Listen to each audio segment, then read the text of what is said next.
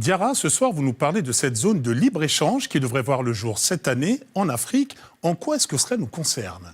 Eh bien, Robert, saviez-vous que le Kenya est un grand producteur de fleurs et de roses au monde ? Mais si vous achetez un bouquet kényan au Nigeria, eh bien, il va transiter par les Pays-Bas. Le Nigeria, de son côté, est un grand producteur d'huile de palme, mais le Kenya achète son huile en Malaisie. C'est le problème que les dirigeants africains ont essayé de résoudre en adoptant, en mars 2017, un accord, le ZLEC, pour zone de libre-échange continentale.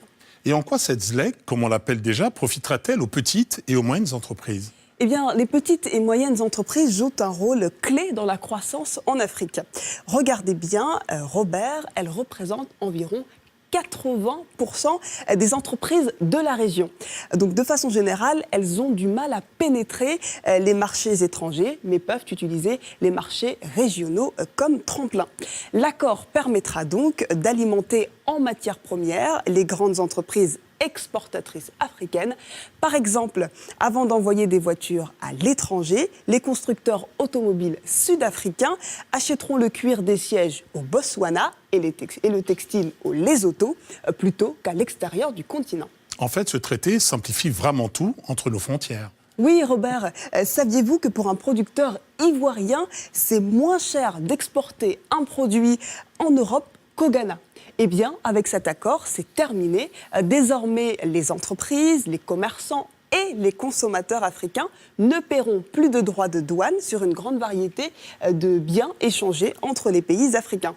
Donc, cette zone de libre-échange continental va donc harmoniser les économies du continent et ouvrira l'accès à un marché d'1,2 milliard de personnes. Ça pèse surtout, en fait, au niveau des instances internationales.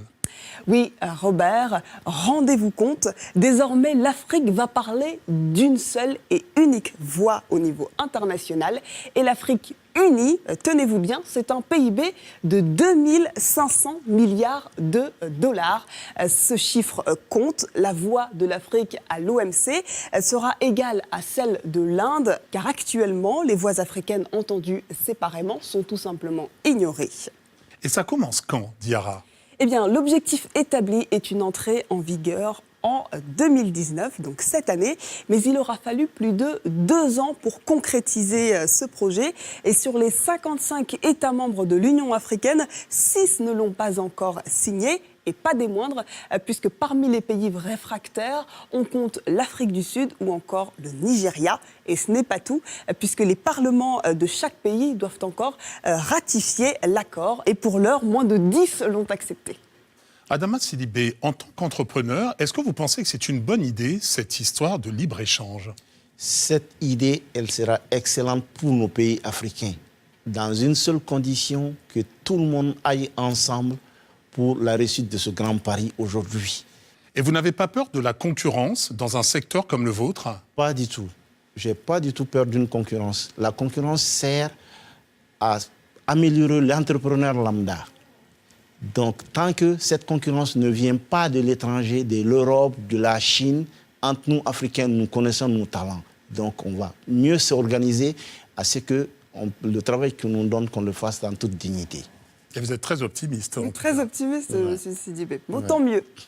Merci Diarra pour toutes ces informations et on se retrouve bien entendu le mois prochain. Merci Robert. Et tout de suite, on parle d'une innovation.